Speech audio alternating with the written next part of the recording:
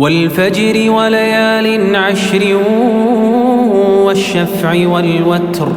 والليل إذا يسر هل في ذلك قسم لذي حجر ألم تر كيف فعل ربك بعاد إرم ذات العماد التي لم يخلق مثلها في البلاد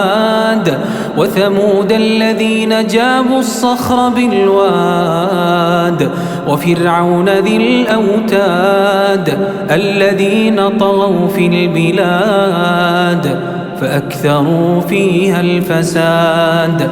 فصب عليهم ربك سوط عذاب إن ربك لبالمرصاد فأما الإنسان إذا ما ابتلاه ربه فأكرمه ونعمه فيقول ربي أكرمن